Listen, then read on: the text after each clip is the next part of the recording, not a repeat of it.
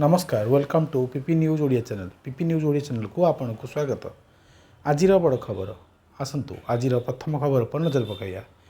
नागरिक केन्द्रिक शासन को प्रोत्साहित करने एवं शीघ्र न्याय प्रदान करने एक गुरुत्वपूर्ण प्रयास स्वरूप आज भुवनेश्वर उन्नति भवन में एक स्वतंत्र कैंप कोर्ट अनुष्ठित हो जाता।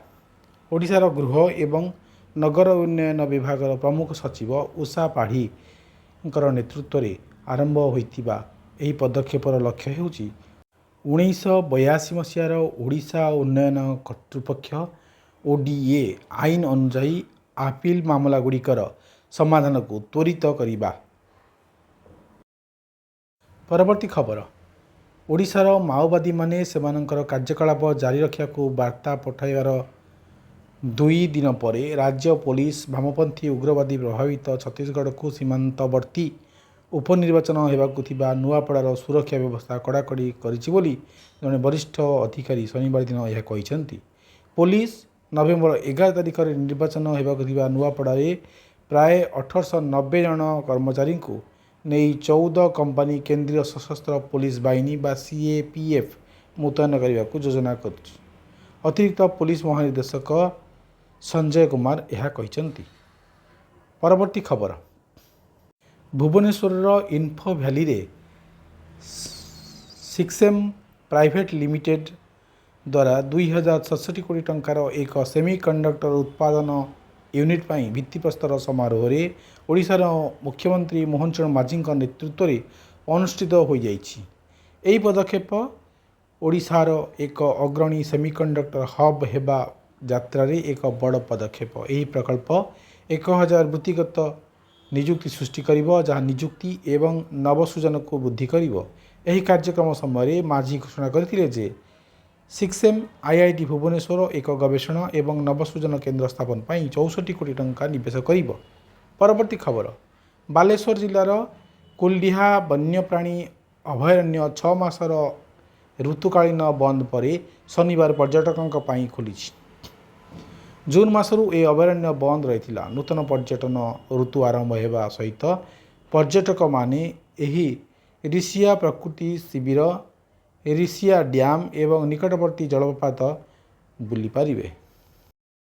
रेंजर एवं सहकारी वन संरक्षक सुब्रत कुमार बेहेरा पुनर्बार खोलिबा संपर्क निश्चित करिसेंती। से कहते जे सरकारी निर्देशावली अनुजाई यही अभयारण्य पुणी थे कार्यक्षम होइछि। परवर्ती खबर मुख्यमंत्री अन्यान्य जरूरी कार्य जो ओडिशा मुख्यमंत्री अभियोग प्रकोष्ठ नवेम्बर 3 तारिख 2025 रे बंद रही सूचना। साधारण प्रशासन एवं साधारण अभियोग विभाग पक्षर यही सरकारी विज्ञप्ति अनुजाई यही बंद अस्थायी एवं मुख्यमंत्री पूर्व निर्धारित प्रतिश्रुति सहित जड़ित। विभाग आश्वासन देइछि जे परवर्ती शुणाणी तारीख संवादपत्र एवं अन्य गणमाध्यम प्लाटफर्म माध्यम घोषणा करा जिवो। परवर्ती खबर गहिरमुथा सामुद्रिक अभयारण्य 7 मास धरी माछ धरिबा उपरे प्रतिबंधक शनिवार ठारू कार्यकारी हेबो एवं 31 मई 2026 पर्यंत जारी रहिबो। बंगोपसागर उपकूलरू 20 किलोमीटर पर्यंत व्याप्त यही प्रतिबंधक ओडिशा सामुद्रिक माछ धरिबा नियंत्रण आईन 1982 वन्यप्राणी सुरक्षा आईन 1972 एवं ओडिशा सामुद्रिक माछ धरिबा नियम 1983 व्यवस्था अनुजाई सामुद्रिक मत्स्य विभाग द्वारा लागू करा जिवो। एहार उद्देश्य हेउछि वार्षिक अंडादान ऋतु में विलुप्त प्राय ऑलिव रिडले सामुद्रिक कैंचर सुरक्षा सुनिश्चित करने। परवर्ती खबर 480 किलोमीटर लंब उपकूल सहित ओडिशा ऑपरेशन सिंदूर पर तीव्र उपकूल प्रति सुरक्षा पदक्षेपर केन्द्रबिंदु पलटि। राज्यर सामुद्रिक पुलिस विभिन्न विपदर उपकूल को सुरक्षित रखापी निरंतर सजग रही। सेमानंकर प्रमुख दायित्व हेउछि विदेशी नागरिकंकर अनुप्रवेश को रोकिबा, बेआईन ट्रोलिंग रोकिबा, अस्त्रशस्त्र चोरा चालाण बंद करिबा एवं निशाद्रव्य चालाण रोकिबा। उपयुक्त अनुमति बिना भारतीय जलसीमारे प्रवेश करुथिबा जहाजगुड़िक उपरे मध्य कड़ा नजर रखा जाइथाए। परवर्ती खबर प्रथम पर्यायर 44टी तहसिल रे सब रेजिस्ट्रेशन कार्यालय आरंभ होईछि। बाकी थिबा अन्य तहसिल गुड़िकर मध्य आसंता डिसेम्बर सुधा यही सेवा उपलब्ध हेब। यह पूर्व ई रेजिस्ट्रेशन मोबाइल आप मध्य आरंभ कर दैछि। प्रशासनिक कार्य रे संपूर्ण स्वच्छता सुनिश्चित करने, उन्नत मानर सेवा प्रदान करने एवं प्रशासन एवं लोकों मध्य समन्वय वृद्धि करने हेउछि एही पदक्षेपर मूल लक्ष्य। परवर्ती खबर, ओडिशा पुलिस सब इन्स्पेक्टर नियुक्ति दुर्नीति रे एक बड़ सफलता हासिल करी राज्यर क्राइम ब्रांच नेपाल सीमा निकटवर्ती उत्तराखंड रे शंकर पोस्टिंग को गिरफ्त करिछि, जे कि बड़ धरणर प्रश्नपत्र लीक घटनार मास्टर माइंड बोली कुआଯାଉଛି। परवर्ती खबर, शनिवार विलंबित राति रे एक दुखद घटना घटी जेतेबेले ओडिशार मयूरभंज जिलार बेतनटी निकटस्थ जोगल रेल स्टेशन निकट में एक ट्रेन धक्कार दंता हाथी प्राण हराई। राति प्राय 11:30 समय यही धक्का घटी जहाँफल यही अंचल रेल ट्रैक पार होता हाथी एवं अन्य वन्यप्राणी सुरक्षा नहीं नूतन चिंता सृष्टि होईछि। परवर्ती खबर, आसंतु देश विदेशर खबर उपर नजर पकाइबा।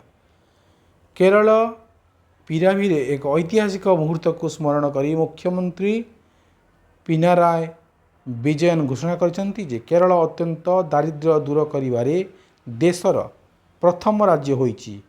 एक स्वतंत्र विधानसभा अधिवेशन समय रे करा जाइतिबा एही घोषणा मुख्यमंत्री एहाकु नव केरल सृष्टि रे एक प्रमुख पदक्षेप बोली कहिथिले।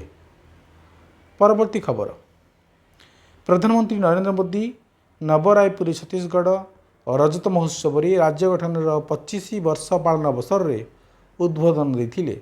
से रास्ता, स्वास्थ्य सेवा, शिल्प एवं शिल्प क्षेत्र रे 14,260 कोटी रु अधिक मूल्यर विकास प्रकल्पर उद्घाटन एवं भित्तिप्रस्तर स्थापन करथिले।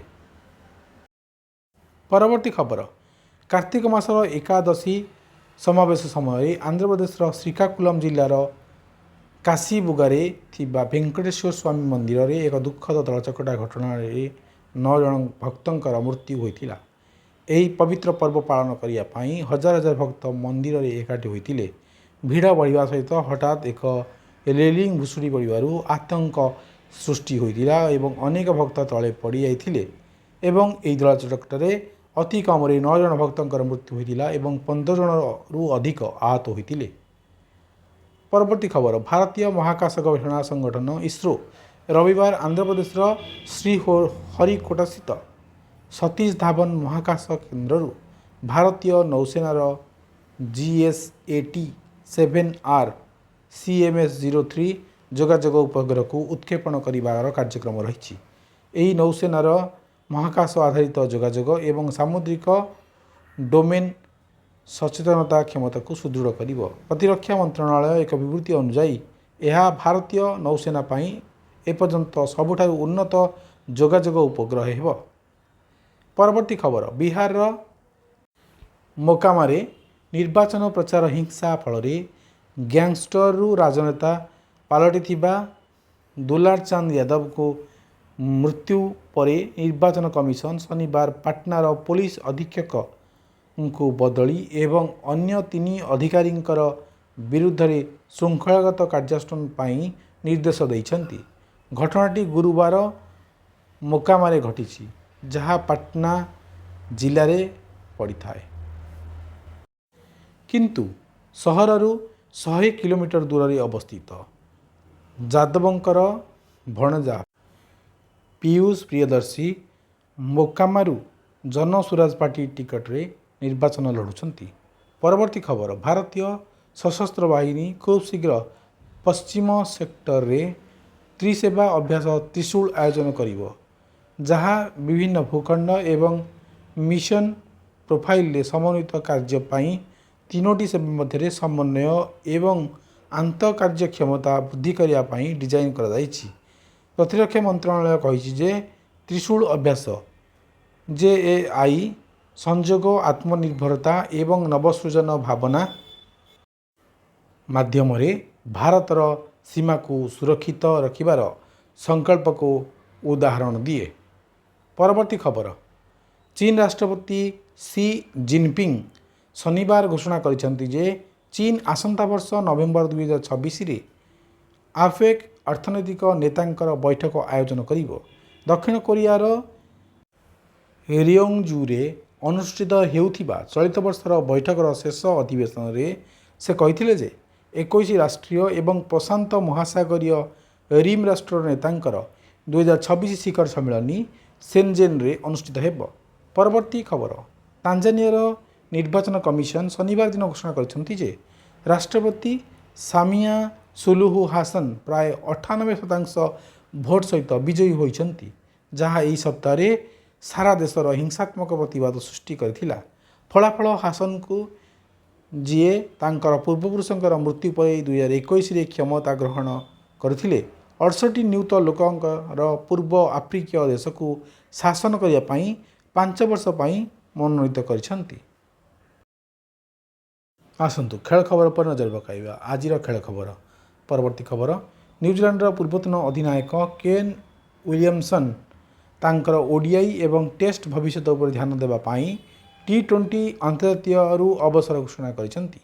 ଫେବୃଆରୀରେ ଭାରତ ଏବଂ ଶ୍ରୀଲଙ୍କାରେ ହେବାକୁ ଥିବା ପରବର୍ତ୍ତୀ ଟି20 ବିଶ୍ୱକପ୍ ପୂର୍ବରୁ ତାଙ୍କର 93 ଖେଳ ବିଶିଷ୍ଟ ଟି20 କ୍ୟାରିୟରର ପରଦା ହଟାଇଥିବା ୱିଲିୟମସନ୍ ଡିସେମ୍ବରରେ ହେବାକୁ ଥିବା 3 ଟିକିଆ ଟେଷ୍ଟ ସିରିଜ୍ ଉପରେ ଧ୍ୟାନ ଦେବା ପାଇଁ ୱେଷ୍ଟଇଣ୍ଡିଜ ବିପକ୍ଷରେ ଆଗାମୀ ଧଳା ବଲ୍ ସିରିଜ୍ ଖେଳିବେ ନାହିଁ ବୋଲି ନ୍ୟୁଜିଲାଣ୍ଡ କ୍ରିକେଟ ଏହା ଉଲ୍ଲେଖ କରିଛି। ପରବର୍ତ୍ତୀ ଖବର, ନଭେମ୍ବର 2 ତାରିଖରେ ମୁମ୍ବାଇର ଡକ୍ଟର ଡି.ୱାଇ. ପାଟିଲ ଷ୍ଟାଡିୟମରେ ମହିଳା ଏକଦିବସ ବିଶ୍ୱକପ୍ 2025 ଫାଇନାଲରେ ଭାରତ ଏବଂ ଦକ୍ଷିଣ ଆଫ୍ରିକା ମୁହାଁମୁହିଁ ହେବା ସହିତ କ୍ରିକେଟ ପ୍ରେମୀମାନେ ଏକ ଐତିହାସିକ ମୁକାବିଲା ପାଇଁ ପ୍ରସ୍ତୁତ ଅଛନ୍ତି। ଉଭୟ ଦଳ ସେମାନଙ୍କର ପ୍ରଥମ ବିଶ୍ୱକପ୍ ଟାଇଟଲ ଉପରେ ନଜର ରଖିଥିବାରୁ ପଡ଼ିଆରେ ଅନେକ ଗୁରୁତ୍ୱପୂର୍ଣ୍ଣ ମୁକାବିଲା ମ୍ୟାଚର ଫଳାଫଳ ନିର୍ଣ୍ଣୟ କରିପାରେ ବୋଲି କୁହାଯାଉଛି। ଦର୍ଶକ ବନ୍ଧୁ, ଭିଡ଼ିଓଟି ଆପଣମାନଙ୍କୁ ଭଲ ଲାଗୁଥିଲେ ଦୟାକରି ଲାଇକ୍, ସେୟାର ଆଉ ସବସ୍କ୍ରାଇବ୍ କରିବାକୁ ଭୁଲିବେ ନାହିଁ। ଧନ୍ୟବାଦ।